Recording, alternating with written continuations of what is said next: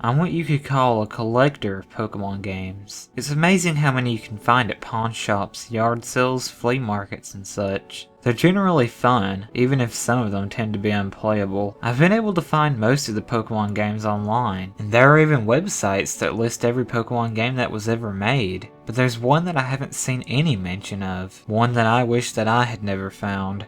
5 years ago. It was a warm fall day as I stepped outside to go check my mail as I always do. That's when I stumbled across a game like no other.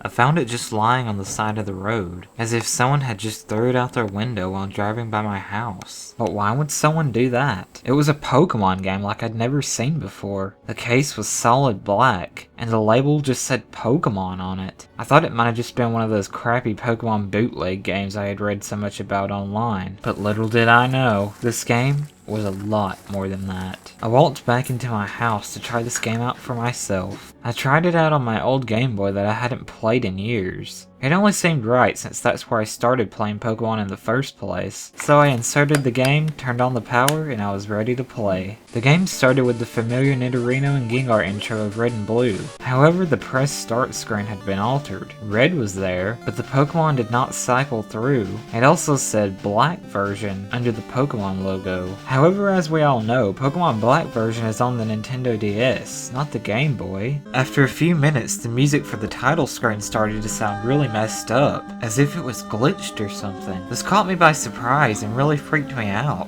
But against my better judgment, I continued playing the game anyways. After selecting your starter, if you looked at your Pokemon, you had an additional one, Ghost. The Pokemon was level 5. It had the sprite of the ghost that was encountered in the Pokemon Tower before obtaining the Silscope. It had one attack, Curse. I know that there was a real move named Curse, but that attack didn't exist in Generation 1, so it appears it was hacked in. Defending Pokemon were unable to attack Ghost. It would only say that they were too scared to move. When the move Curse was used in battle, the screen would cut to black. The cry of the defending Pokemon would be heard, but it was distorted, played at a much lower pitch than normal. The battle screen would then reappear, and the defended Pokemon would be gone. If used in battle against a trainer, when the Pokeballs representing their Pokemon would appear in the corner, they would have one fewer Pokeball as well. The implication was that the Pokemon died. What's even stranger is that after defeating a trainer and saying that you received Pokedollars for winning, the battle commands would appear again. If you selected Run, the battle would end, as it normally does. You could also select Curse and use it on the trainers themselves, implying that you just killed them. And upon returning to the overworld, the trainer's sprite would be gone. What kind of screwed up person would make this into a game? The whole game was about just this, killing everything in your path. NPC after NPC, they all died until the end of the game.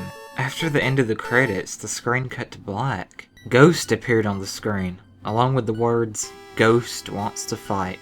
I realized my character had aged into an old man and had no Pokemon, so I had no choice but to battle the ghost myself. Using Fight would immediately cause you to use Struggle, which didn't affect the ghost, but did chip off a bit of your own HP. Eventually, when your HP reached a critical point, Ghost would finally use Curse. The screen then cut to black for a final time, implying that my character had just died. Regardless of the buttons you pressed, you were permanently stuck in this black screen. At this point, the only thing you could do was turn the Game Boy off. When played again, New Game was the only option. The game had erased the file. I played through this hacked game many times, and every time the game ended with this sequence. I'm not sure what motives were behind the creator of this hack. It wasn't widely distributed, so it was presumably not for any monetary gain. It was very well done for a bootleg. It seems like he was trying to convey a message, though it seems that I am the sole receiver of this message.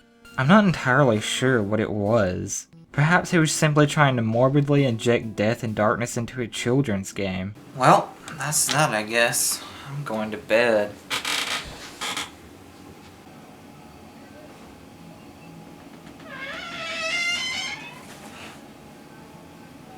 The hell? What was that? Huh? Hello? Hello? Hello? Who's there? I'm calling the cops. Huh. Whoa. What is this? Who's there?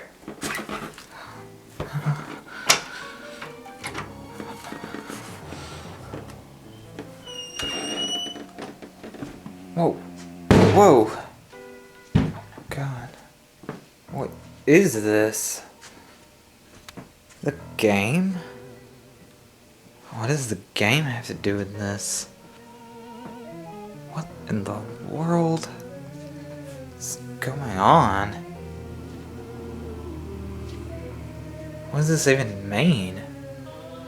Oh man, I need to sit down for a minute. Man, I got a splitting headache.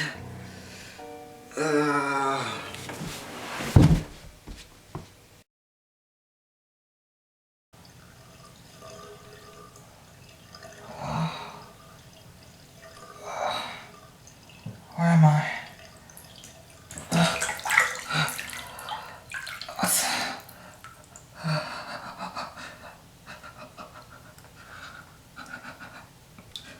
What's going on?